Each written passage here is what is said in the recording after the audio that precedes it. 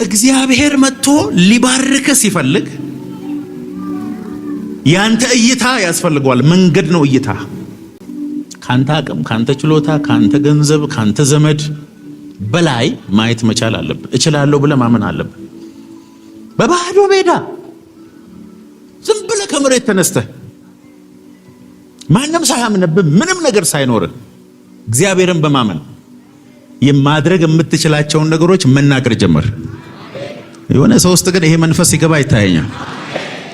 ዝም ብለህ ከመሬት ተነስተህ በቃ እኔ ይሄ ነገር ውስጤ ሞልቷል፣ ከልጅነቴ ጀምሮ ውስጤ እየተንቦጫቦጨ ነው፣ ላደርገው ነው። ለሰዎች ሁሉ ንገር፣ ይሳቁብህ።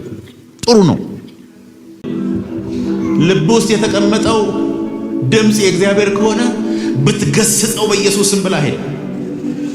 ሌላ ቦታ ሄደ ስራ ብትጀምር አይሄድም። አልፈልግም ብትል አይሄድም። ብታኮርፍ አይሄድም።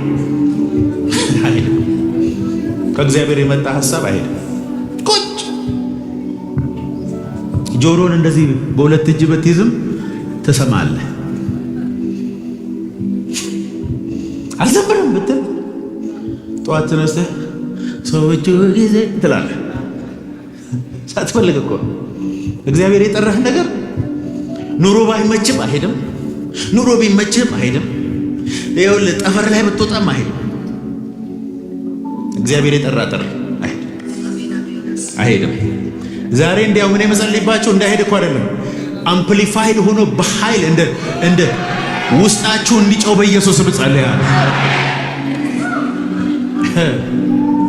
እግዚአብሔር ያየልህ ድምፅ ዓለም ውስጥ ሄዳ በኃጢአት እየተጨማለክም አይደለም።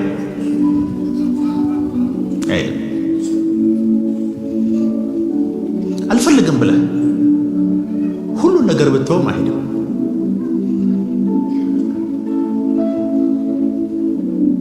እኔ ብላቴና ነኝ እናገር ዘንድ አላቅም አልችልም አለ ኤርምያስ። ማን ነገረህ አንተ እንደማትችል? አረ እኔ ተብታባ ነኝ። ስለ ነብይ ነው የምታወራው? ስለ እኔ ነው የምታወራው? ስቶፕ። ያንተ ነብይነት ያለቀው የእናት ማፀን ሳትገባ። ያንተ ኃያል ነብይ መሆን በእኔ ዘንድ ያለቀና የተረጋገጠ ነው። የሚያስፈልግ አንድ ነገር ነው፣ እሱም እሳት ነው። እጁን ዘርግቶ አፉን ሲያደርገው አረ ነብይ ነኝ አለ። ዛሬ የሆነ ሰው ይኸውልህ አልችልም ያለ በጠቅላላ ሲያደርገው አረ እችላለሁ ይኸው አልችልምን እግዚአብሔር ከነፍሱ ውስጥ ነጥቆ ያወጣታል። ዛሬ ኢየሱስ ጌታ። ሁለተኛ ቪዥን ራእይ እምነት ያስፈልገዋል። ዕንባቆም 2:2-3 እግዚአብሔርም መለሰልኝ እንዲህም አለ፣ አንባቢው ይፈጥን ዘንድ ራእዩን ጻፍ፣ በጽላት ላይ ምን አድርገው ይላል ግለጠው።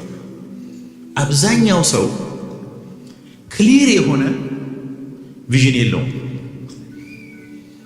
የሆነ ቲክቶክ ላይ ጥሩ ነገር ሲያይ እሱን ለመሆን ይመኛል። ከዛ ደግሞ ቀይሮ ሌላ ሰው ሌላ ነገር ሲል እሱን ደግሞ መሆን ይመኛል። በየጊዜው ይቀያይራል ፍላጎቱ። የቪዥን ሰው እንደሱ አይደለም። ከሁኔታ ጋር ውስጡ ያለው ራእይ ያቀያይራል፣ ይጽፈዋል፣ ያስቀምጠዋል፣ የሚታይ ቪዚብል ቦታ ላይ ይለጥፈዋል። ስለሱ ያስባል፣ ይቃዣል፣ ያልማል፣ ያወራል፣ ይጸልያል። በሕይወታችሁ እግዚአብሔር ትልቅ ነገር እንዲያደርግላችሁ የምትፈልጉ ከሆነ ምን በእናንተ በኩል ማድረግ እንዳለበት ጻፉት፣ በፎቶ አስቀምጡት። ጽላት ላይ ራእዩ እንዲፈጥን የምትፈልጉ ከሆነ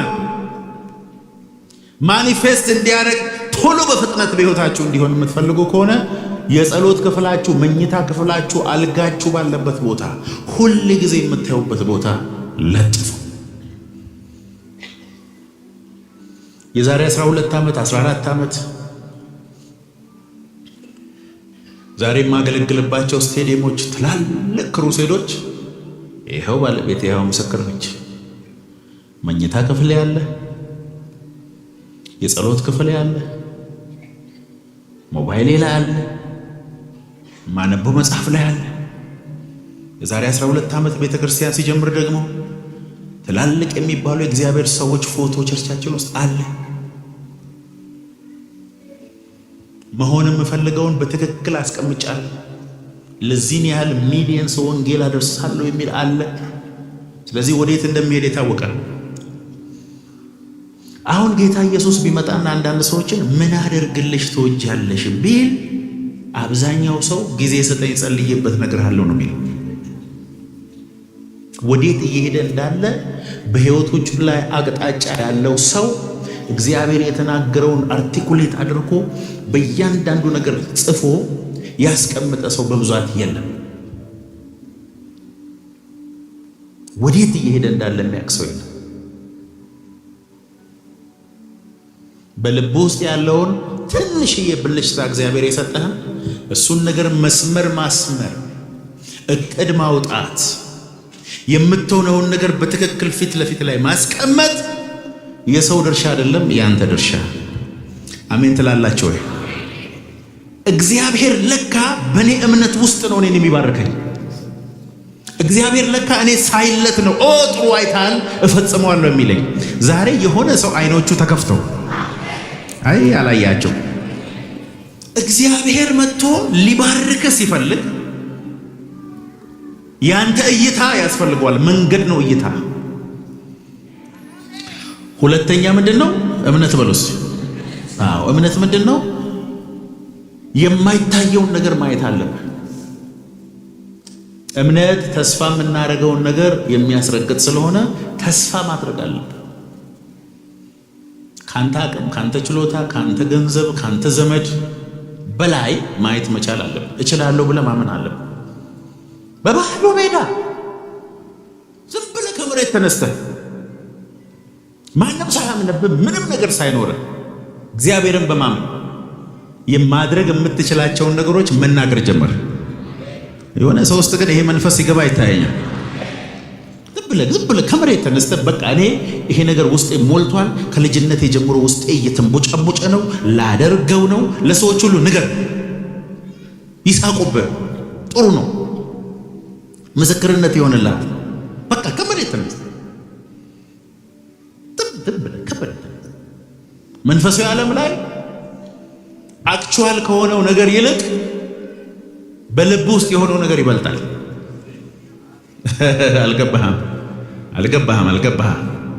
የሆነ ሰው ግን እምነት እያስተማርኩ እንደሆነ ከዋቃል ራእይ እንዲፈጸምና እንዲፈጥን የምትፈልግ ከሆነ አለ እግዚአብሔር ቃል ዕንባቆም ላይ በትልቅ ቦርድ ላይ ጻፈው፣ ለጥፎ ፎቶ አንስተ ስለሱ ነገር መናገር ጀምር። ሳታስበው እዛ ውስጥ ራስን ታገኘዋለህ። የሆነ ሰው ጎትቼ ያስገብቻለሁ በየለ አረ አሜን ባለው ከደላችሁ እኔ ይወላችሁ ሎ ኦፍ አትራክሽን አይደለም እያስተማርኩ ያለሁት። እነሱም ከእግዚአብሔር ቃል የኮረጁትና ያጣመሙት ነገር ነው። ይሄ እንደዚህ አይነት ነገር ከመምጣቱ በፊት በእግዚአብሔር ቃል የተጻፈ እውነት ነው። በዚህ ምድር ላይ በልቡ ይሄ ነገር ይሆናል ብሎ ያስበን ሰው ማስቆም እንደማይቻል ጌታ ኢየሱስ ተናግሯል።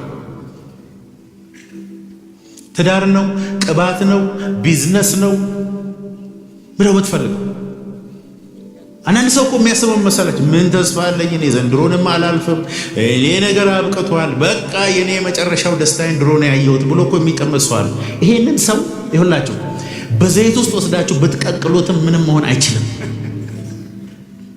በቃ አይችልም። እግዚአብሔርም አይባርከው፣ ምንም የሚመጣ ነገር የለም። አይሆንም ብሎ ልቡን የዘጋን ሰው መባረክ አይቻልም። አንዳንድ ሰው እኮ አልጋ ላይ ተኝቶ የሞት አልጋ ላይ ተኝቶ ነገ እንገናኝ ይላል። ምን ነው ሲባል ለመጨረሻ ጊዜ ነው ዛሬ አልጋ ላይ መተኛው ይላል። የሆነ ሰው አለ በናዝሬቱ በኢየሱስ ይኸውላችሁ ካለበት ፓራሊሲስ ብድግ ብሎ ተነስቶ ዛሬ በትልቅ ቦርድ ላይ ህልሙን አስቀምጦ ዛሬ እሱ ያየውን ነገ ለዓለም ሁሉ የሚያሳይ አንድ ጀግና አለ። ይሄ የእምነት ኃይል በኢየሱስ ስም አንተ ውስጥ ይግባ። እግዚአብሔር ለሚያጉረመርሙ ሰዎች መልስ ሲሰጥ አይተናናቅ። ካለባቸው ሲቹዌሽን ካለባቸው ችግር ውስጥ ተነስተው ግን ሄዶ የነኩትን ሰዎች ግን ሲያደንቅ ነው የምታዩት። 12 ዓመት ደም የሚፈሳት ሴት ብዙ ኤክስኪውዝ ነው ያላት። ገንዘቧን ሁሉ ጨርሳለች። ያልሄደችበት ሆስፒታል የለም፣ ጠንቋይ የለም፣ መድኃኒት የለም። በሽታዋ ብሶባታል፣ ያማታል። የሴት ልጅ ደግሞ ደም እየፈሰሳት ሰዎች ጋር የምትሄድ ከሆነ በድንጋይ ተወግራ ነው የምትሞተው። ኢየሱስ ጋር እንዳትሄድ የሚያደርጋት ሚሊዮን ምክንያት አላት። ከዚህ ሁሉ ምክንያቶች ሁሉ በላይ ግን ልቧ ውስጥ እንደዚህ ያለች የልብሱን ጫፍ የነካው እንደሆነ እፈወሳለሁ። አሜን አሜን አሜን። ከዚች ሴትዮ በፊት የኢየሱስን ልብስ ነክቶ ተፈውሶ የሚያውቅ ሰው የለም። መጽሐፍ ቅዱሳችሁ ላይ አንብቡ። ከሰውም አይታ አይደለም። ከሷ በኋላ ግን ይላል ኢየሱስ በሰፈራቸው እንዲያልፍና እንዲዳሰሱት ለመኑት ይላል። ኢየሱስም መጥቶ ሲያልፍ ወደቁበት። ሴትዮዋ ናት ይህንን መገለጥ ያመጣቸው። ወደቁ፣ መንካት አይደለም። ከዛ እየዘለሉ ለምን? በዛ ከተማ የሚታወቅ ታሪክ በዚህ ሴትዮ ሆኗላ። እግዚአብሔር ሁል ጊዜ ለእምነት መልሳለሁ። አሜን የሚል አንድ ሰው የለም? ራእይ እንዲፈጸም የምትፈልግ ከሆነ ራእይን ክሊር አድርገህ እወቅ። እማይታይ ከሆነ አትሆንም። የታምራት ታረቀኝን ጓደኞችን የ16 የ14 ዓመት እያለ ሄዳችሁ ፈልጋችሁ ብትጠይቁ አሁንም አገልግሎት ሲያወራ ሰምተውኛል ጓደኞች። አንተ ግን ዝም ብለህ ሌላ ነገር ነው የምታወራው። የኑሮ ውድነት ነው የምታወራው። ምግብ ተወደደ ነው የምታወራው። ከዛሬ ጀምሮ ንግግር ይቀየራል። ኧረ አሜን በሉ። ግን አንደኛ ምን ብያችኋለሁ? ራእይ ከማን ይመጣል? ከእግዚአብሔር። ሁለተኛ ምን ማድረግ አለብህ? ራእዩን መጻፍ አለብህ። ለምን? ለእምነት ራእይን ጻፍ። ምነው የምትፈልገው? ምነው የምትፈልጊው? እግዚአብሔር ባንቺ የሚሰራው ምንድን ነው? አንዳንድ ሰዎች ጸጋ ሲገለጥባቸው ታያላቸው። አድገኛ ጸጋ ገና ሲያስወጡ ትንቢት ሲናገሩ የእግዚአብሔር ኃይል በእነሱ ላይ ሲመጣ እንዲሁ አልተቀረጸም እንጂ ትልቅ አገልግሎት ካላቸው የበለጠ ትልቅ ምልክት በእጃቸው የሚሆኑ ብዙ ሰዎች ያውቃሉ። እዚህ ቸርችም አሉ። ግን ይሄንን ጸጋ ወደ ምን እንደሚያደርሱት ስላልጻፉ ስላላስቀምጡ ወደዛ አቅጣጫ እንዳይሄዱ ያደርጋል። እግዚአብሔር ከዛሬ ጀምሮ ምን ይታይሻል ብሎ ይጠይቅሻል፣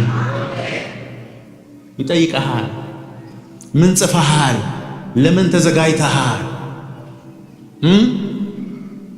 ምን ታደርጋለህ? ከጎናችሁ ላለው ሰው ምን ይታይሃል በሉት። ምንድነው የሚያቃዥ ነገር? ምንድነው መበላሸቱ የሚያም ነገር? ምንድነው ይሄ ነገር? እስከ መቼ ነው የሚስተካከለው ብለህ የምትንገበገበለት ነገር? እሱ ነው ራእይ። ምንድነው በነፃ ብትሰራ ደስ የሚልህ ነገር? ምንድነው ስለሱ ሲወራ የደም ዝውውር ሞቅ የሚልህ ነገር? ምንድነው? እሱ ነው ራእይ። አድርግ የሚልህ ነገር ምንድነው? እሱ ነው ራእይ። እሱ ራእይ ግን በትክክል እቅድ አውጥተህ በ5 ዓመት ይሄንን እሰራለሁ ብለህ ቁጥር አስቀምጠህ አካሄድን ቀይሰህ መንቀሳቀስ ሲጀምር አንድ ስትራመድ እግዚአብሔር 10 ካንተ ጋር ይራመድ። አቤት! የሆነ ሰው እኮ መጣ። የሆነ ሰው ገብቶታል። እግዚአብሔር ምስክሬ። ይሄንን ቸርች በዚህ ቅርጽ ከመስራቴ በፊት ከስንት ዓመት በፊት ይሄንን ቅርጹን በስክሪን ሲጄ ላይ አሳይ ነበር። መቼ ብትሉኝ 15,000 ብር የቤት ክራይ መክፈል በማልችልበት ጊዜ ያኔም እንደዚህ ፕሮጀክተር ወዳለው አምጥቼ በቅርብ ጊዜ እንደዚህ ስቴዲየም የሚመስል ቸርች እንሰራለን። የላስቲክ ወንበር ላይ በኢየሱስ ስም አትቀመጡ። እስቲ ይሄንን ስለምታውቁ ይሄ ሁሉ ህዝብ አለ። ያን ጊዜ 15,000 ብር በወር ደሞዝ የቤት ክራይ መክፈል በማልችልበት ጊዜ ዛሬ እናንተ የተቀመጣችሁት እኔ ዛሬ ስንት ዓመት ኮንፌስ ያደረኩት ላይ አንተ ዝም ብለህ በነጻ ትቀመጣለህ። በነጻ ትቀመጣለህ። እኔ ደግሞ አይቼ ተራምጄበታለሁ። ነገ ደግሞ አንተ ባየኸው ላይ እኔ መጥቼ እቀመጣለሁ።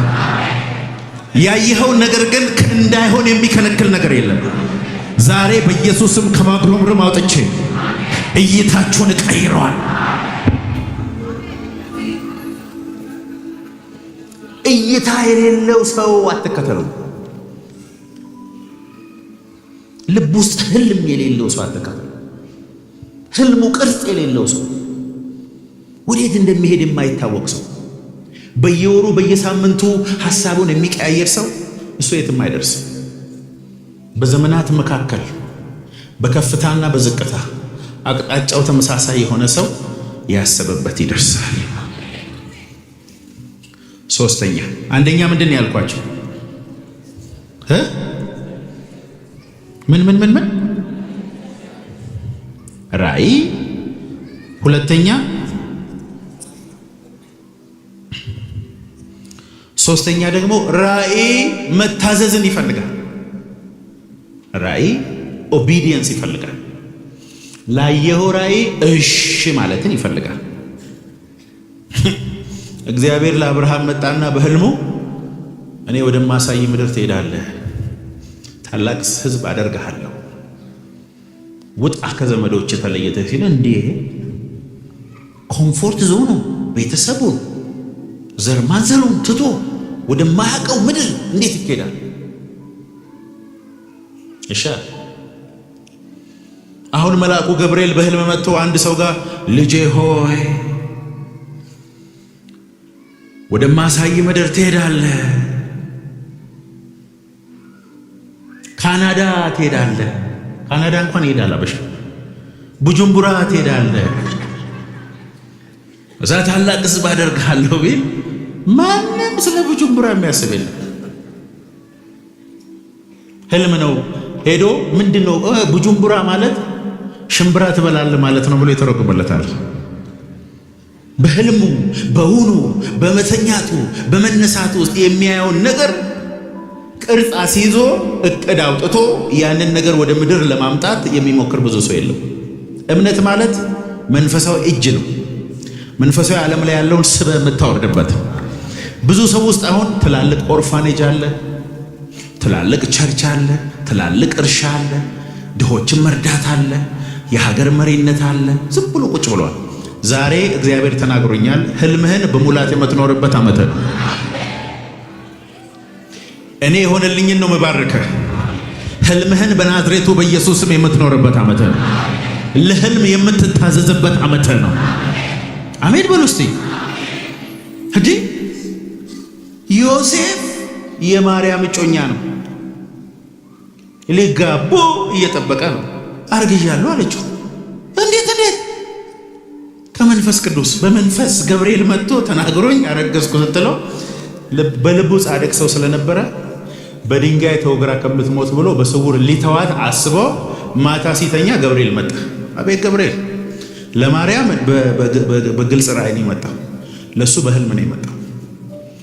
እንዳትተዋት ከመንፈስ ነው ይሄ የሚወለደው ታላቅ ነው ሲል እሻላት እሻል እሺ ማለት አይደለም።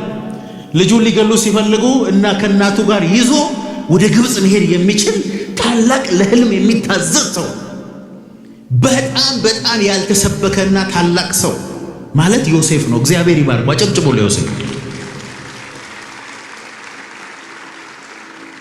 ኢትዮጵያ ውስጥም አሉ በጣም የሚያስደንቁ እንጀራ አባቶች ያልወለዱትን ልጅ የራሳቸው ያልሆነውን ልጅ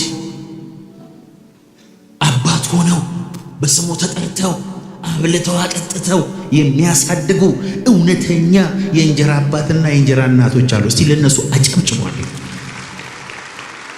ሽልማት የሚገባቸው። አንዳንዱ እኮ የራሱን ልጅ ሂድ ብሎ ከቤት የሚያስወጣል። አንዳንዱ ደግሞ አሉ እንደ ዮሴፍ አይነት ለሚያዩት ራእይ የሚታዘዙ ሰዎች አሉ። እንደ አብርሃም አይነት፣ እንደ ዮሴፍ አይነት የሚታዘዙ አሉ። እግዚአብሔር አምላክ ለምታዩትን ራእይና ለምትሰሙት ድምፅ የምትታዘዙበት ኃይል ይስጣችሁ።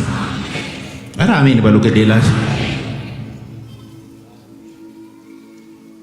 ለሚታይ ነገር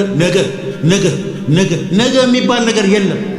እስቲ ነገን አይቶ የሚያቀኔ ነገ የሚባል አይቻላል። ሁሉንም ነገር በአሁንና በዛሬ ነው የማውቀው። ዛሬ ራሱ ትናንት ነገ ነበር። ዛሬ እስኪሆን ድረስ እኔ አላውቅም። እስቲ ነገን ያየ የለም። እየመሸ ሲነጋ ኢሉዥኑ ነገ መሰለን እንጂ ሁሉ ነገር አሁንና አሁን ነው። ከአሁን በስተቀር የምታውቀው ነገር የለም። ትናንትና ራሱ ያወቀው አሁን በሆነ ጊዜ ነው። ከአሁን በስተቀር ኤክስፒሪየንስ የምናደርገው ነገር የለም። ስለዚህ ነገ የሚባለው ነገር ስለሌለ በኢየሱስ ስም አሁንና ዛሬ ጀምር።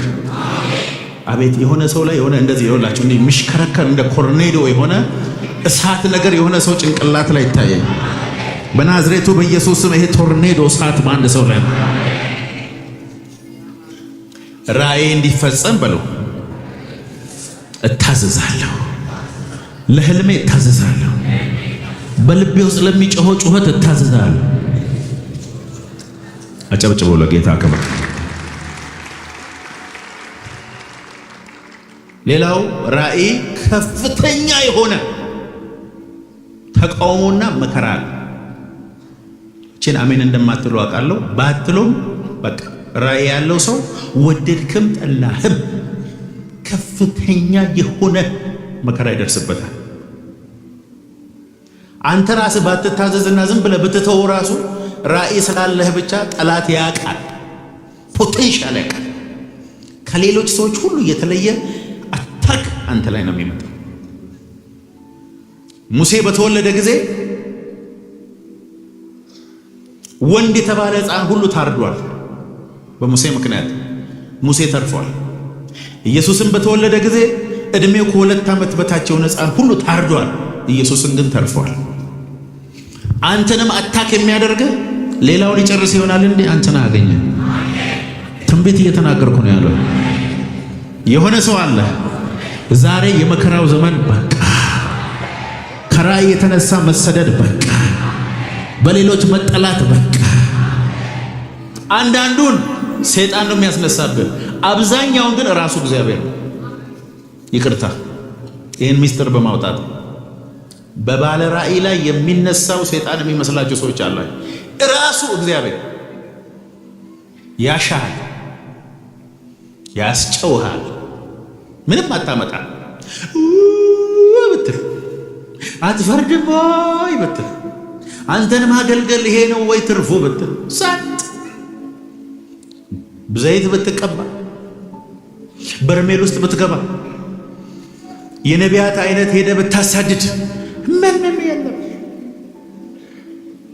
ከሰይጣንና ከእግዚአብሔር የሆነ ውጊያ በዚህ ነው የምታውቀው። በጸሎት በጾም በጸሎት እጅ በማስጫን በመንከባለል በማልቀስ ምንም አልለወጥ ካለ እግዚአብሔር ነው። ስለዚህ መለወጥ ያለበት አንተ ጋር የሆነ ነገር አለ። አሜን አሜን አሜን።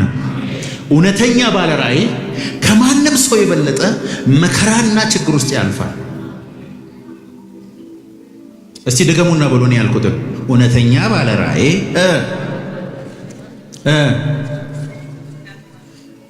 እኔ ሁላችሁ የተወለድኩት በጣም በተባረኩ ቤተሰቦች መካከል ነው። እኔ ቤተሰቦቼ ሀብታሞች ናቸው። ልጅ ሆኜ እኔ ቅር ብሎ ያደገ ሰው ታውቃለህ?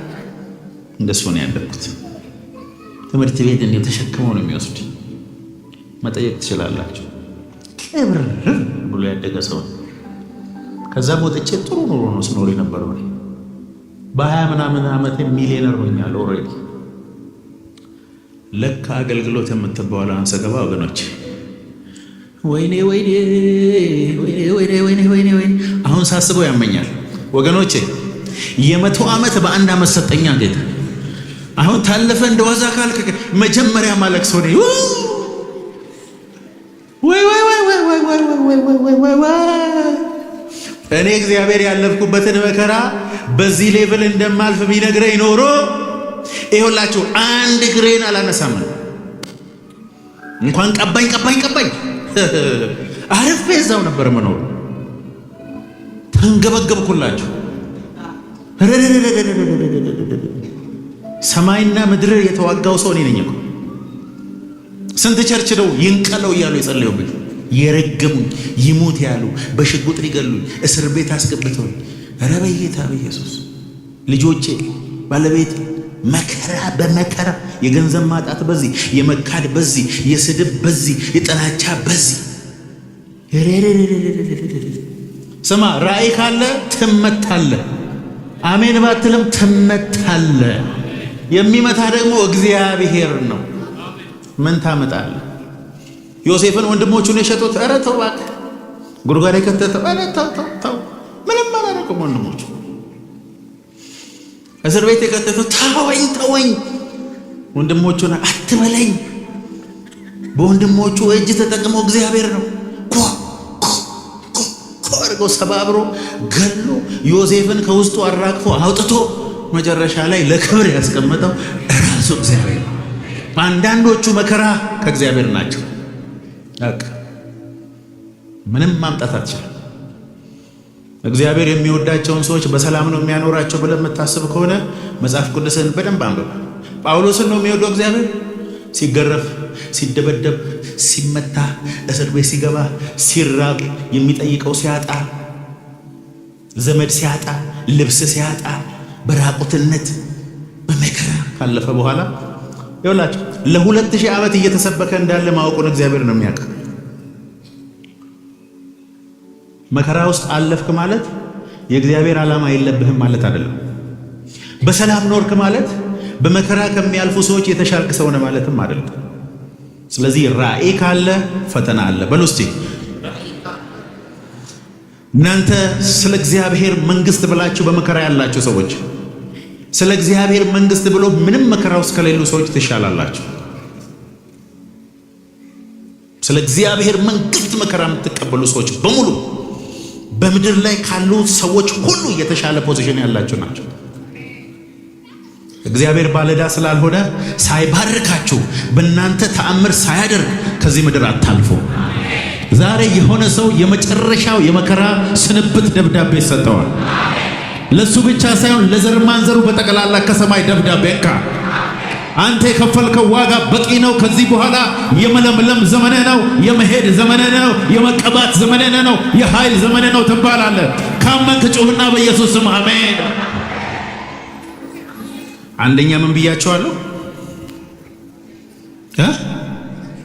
ከፍ ባለ ድምፅ። ሁለተኛ ምን አትበሉ፣ በደንብ በሉ። ሶስተኛ መታዘዝ። አራተኛ ብዙ መከራ አለ። አምስተኛ ልንገራችሁ፣ የእግዚአብሔር ከሆነ ራእይ ከእግዚአብሔር ከሆነ ሁሉ ጊዜ ካንተ በላይ ነው። ከአቅምህ በላይ ነው። ከእውቀትህ በላይ ነው። ከችሎታህ በላይ ነው። ራእይ ከእግዚአብሔር ከሆነ እግዚአብሔር ባንተ ሳይዝ ራእይ አይሰጥም። በባንክ አካውንት ሳይዝ ራእይ አይሰጥም። እግዚአብሔር 2 ሚሊዮን ብር አካውንቴ ላይ ያለ ከዚህ ተነስቼ ሰራለሁ የምትለው ራእይ የለም። ሁሉ ጊዜ ራእይ bigger than you bigger than ከኔ ጋር ናቸው። የሆነ ሰው አለ ዛሬ ከሱ የተነሳ እቺ ምድር ኢትዮጵያ በዓለም ሁሉ ዘንድ እንድትጠራ የሚያደርግ አንድ ሰው። አሜን በይ። ትንሽነትሽን አትይ። ካንቺ የተነሳ ሰዎች በሙሉ ያንተ ዘመድ ነኝ ማለት ይጀምራል። አብረን ተምረናል ጓደኛዬ ነው ብሎ የካዱ ሁሉ ስላንተ መናገር ይጀምራል። አውቀዋለሁ ወዳጄ ነው ተብሎ ለመናገር የሚኮሩብ ሰው ትሆናለህ። የሰፈርና የአካባቢ ስም ባንተ ይጠራል። ካመንክ ጩህና አሜን በላ። ራእይ ከእግዚአብሔር ከሆነ ከሀገር ሁሉ ይበልጣል። ራእይ ከእግዚአብሔር ከሆነ big